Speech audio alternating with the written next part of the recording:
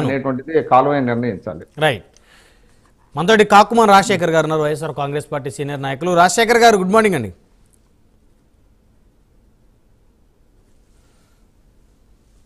రాజశేఖర్ గారు, మీ వాయిస్ మీట్లో ఉంది, ఒకసారి అన్మ్యూట్ చేయండి.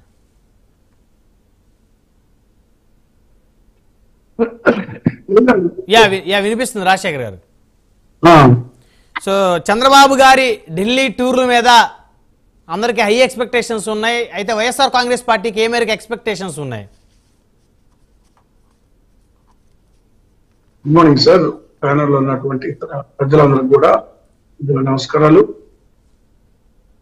చంద్రబాబు నాయుడు గారు టూర్ అంటే ఇప్పుడే విక్రమ్ గారు కూడా మాట్లాడుతూ చాలా అంశాలు మాట్లాడారు. మరి నిన్న వరకు చంద్రబాబు నాయుడు గారు మరి ఢిల్లీ పర్యటనకు సంబంధించి మరి ఎక్కడ ప్రెస్ మీట్ పెట్టారో అన్ని విషయాలు ఎక్కడ తెలియజేశారో నాకైతే తెలియదు. మరి అది విక్రమ్ గారు ఏమన్నా చూసారేమో. మరి వాడు మాట్లాడినటువంటి అంశాలు ఏమేమి అంశాలు అనేటువంటి ఒకసారి నేను పేపర్లు కూడా అన్ని ఒకసారి చూస్తే ఎక్కడ కూడా మరి ఏ అంశాల మీద చర్చ జరిగింది అనేటువంటి విషయం ఇప్పటికి కూడా నాకైతే తెలియదు. ఒకవేళ టీవీలో వచ్చింది అది, బట్ దాంట్లో పత్రికల్లో కొద్దిగా వివరంగా వస్తుంది కదా. నేను దాని కొరకు కూడా నేను చూసాను. మరి ప్రెస్ మీట్ పెట్టారండి బ్రహ్మనాయుడు గారు నిన్న ఢిల్లీలో? లేదు, బాబు గారు ప్రెస్ మీట్ పెట్టి ఢిల్లీలో జరిగిన సంఘటనలు అయితే చెప్పలేదు. అదే కదా నేను అంటుంది. నేను అందుకొరకు, ఎందుకంటే నేను అన్ని పేపర్స్ చూసాను, ఏ పేపర్ లో కూడా అక్కడ ప్రెస్ మీట్ పెట్టినట్టుగా లేదు. టీవీ ఛానల్స్ కూడా అన్ని చూశాను ఒకసారి. బట్ ఎనీవే, ఇప్పుడు కొన్ని సమస్యల మీద ఆయన ఢిల్లీ వెళ్ళడం అనేటువంటిది అందరూ ఆహ్వానించదగిన విషయం. రాష్ట్ర ప్రయోజనాల కొరకు ఖచ్చితంగా ఢిల్లీ వెళ్ళవలసిందే. కాకపోతే ఇక్కడ దురదృష్టకరం ఏంటంటే, ఇప్పుడే మన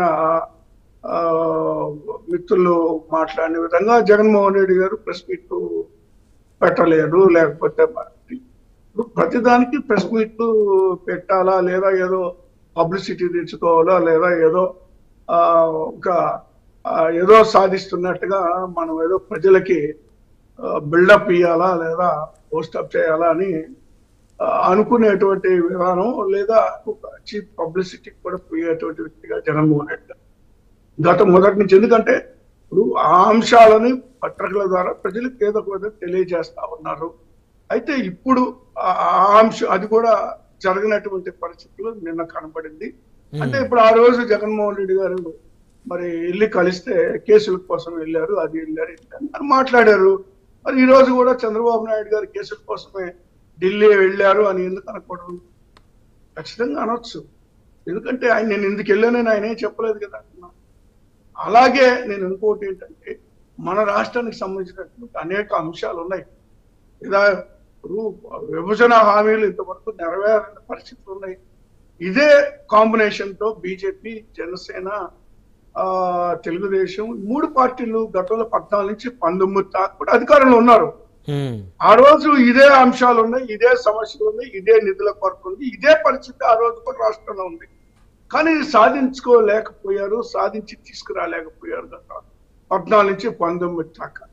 సరే, ఆ తర్వాత మేము అధికారంలోకి వచ్చిన తర్వాత ఏదో కొంత మేరకు మేము చేయగలిగింది చేశాము. అయితే ఒకటి ఏంటంటే, ఇక్కడ వాళ్ళ అధికారాన్ని పంచుకున్నారు.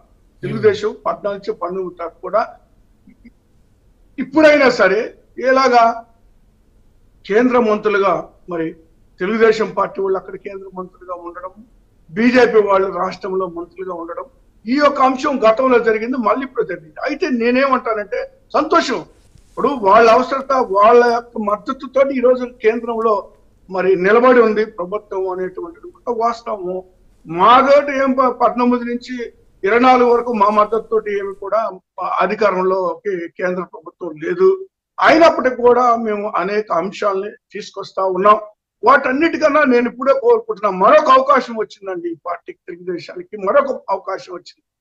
ప్రత్యేక హోదా అంశాన్ని, అది సజీవంగానే ఉంది, ప్రజలు అది గుర్తుపెట్టుకోవాలా. ప్రజలు మర్చిపోయారు అనుకోవడం, ఏదో ఒకసారి ఎత్తారు అని చెప్పేసి విక్రమ్ గారు అని అది మర్చిపోండి, దాని విషయం ముగిసిన అధ్యాయం అంటే కాదు. మనం ఎన్ని నిధులు తీసుకొచ్చినా, లేదా ఎన్ని ప్రాజెక్టులు తెచ్చినా, ఎన్ని కార్యక్రమాలు రాష్ట్రానికి చేసినా, ఒక ప్రత్యేక హోదా ఒక్కటి వస్తే అన్ని కూడా ఇంకా అవసరం.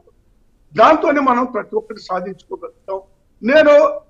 నేను రాజకీయంగా మాట్లాడట్లేదు, రాష్ట్ర ప్రయోజనాల కొరకు నేను చెప్తున్నా. మరొక అవకాశం ఇచ్చింది కాబట్టి ఇప్పుడు గట్టిగా కానీ మరి అడగగలిగితే ఖచ్చితంగా మనం పొందేటువంటి అవకాశం ఉంది. భావితరాల కన్నా అది ఉపయోగపడేటువంటి అవకాశం ఉంది. ఈ రోజున్న పార్టీలను కూడా ప్రజలు నెత్తిన పెట్టుకున్నటువంటి పరిస్థితులు కూడా వస్తాయి. ప్రత్యేక హోదా అంశాన్ని కానీ మనం చేయగలిగితే అంటే అవకాశం ఉందా కాబట్టి. గతంలో మా మద్దతు లేదు, మాకంత అవకాశం లేదు. మీరు 2024 ఎన్నికల మేనిఫెస్టోలో ఏపీకి ప్రత్యేక హోదా అంశాన్ని మేనిఫెస్టోలో పెట్టారు సార్? ఇప్పుడు ప్రత్యేక హోదా అంశం మీద మేము ఖచ్చితంగా పోరాటం చేస్తాం అనేటువంటి పెట్టాము.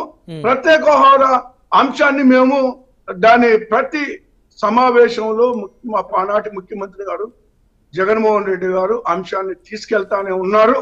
అయితే మేనిఫెస్టోలో పెట్టింది ఎవరంటే తెలుగుదేశం, బీజేపీ, జనసేన ఈ 3 పార్టీలు 14 ఎన్నికల్లో మేనిఫెస్టోలో స్పష్టంగా పెట్టడమే కాకుండా ఆనాడు మరి మోడీ గారు స్పష్టంగా వాళ్ళందరి సమక్షంలోనే వేదిక మీదే దాన్ని ప్రకటించడం జరిగింది. సరే, అది ఏది అయిపోయింది, ముగిసిన అధ్యాయం. ఆ రోజు 14 నుంచి 19 దాకా అది అయిపోయింది.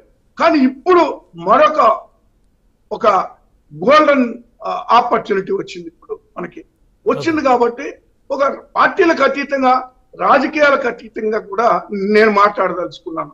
రాష్ట్ర ప్రయోజనాల కొరకు ఒక మంచి అవకాశం వచ్చింది కాబట్టి ఇప్పుడు గట్టిగా మనకి రాజకీయాలు ఏముంటుందండి, రాజకీయాల కేంద్రంలో మాతో అవసరం ఉన్నప్పుడు మా ఎంట ఉంటది బీజేపీ, లేదా మరొక పార్టీతో అవసరం ఉన్నప్పుడు వాళ్ళతో ఉంటది ఇంకొక.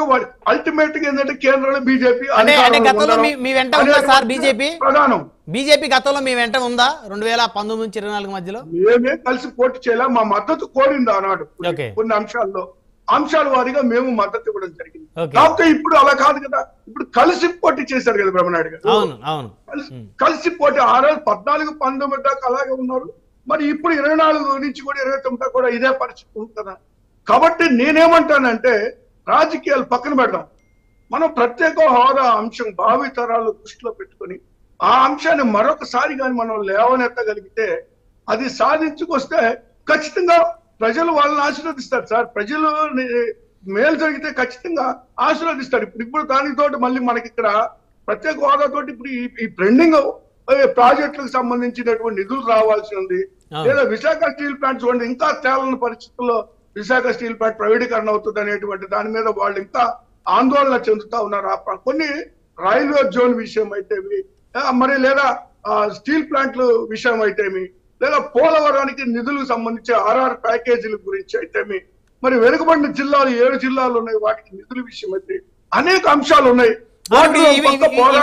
ఇవన్నీ కూడా బడ్జెట్ లో ప్రవేశపెట్టారు. ఇమీడియట్ గా నోట్ రెడీ చేయమని, నిధులు మంజూరు చేయమనే కదా చంద్రబాబు నాయుడు గారు ఢిల్లీ వెళ్ళింది. అదే సార్, నేను చెప్తున్నదే సార్. అంటే ఇదొక మనకి సువర్ణ అవకాశము. ఈ అవకాశాన్ని అధికారాలని అక్కడ ఇక్కడ పంచుకుంటున్నటువంటి వాళ్ళు యుద్ధం చేయొచ్చు. ఎందుకంటే మరొక పక్క పవన్ కళ్యాణ్ గారికి మరి ఢిల్లీలో ఆయనకున్నటువంటి ఇన్ఫ్లుయెన్స్ ఆయనకుంది. ఆయన ఒక్కళ్ళు ఉన్నారు గట్టిగా నిలబడడానికి.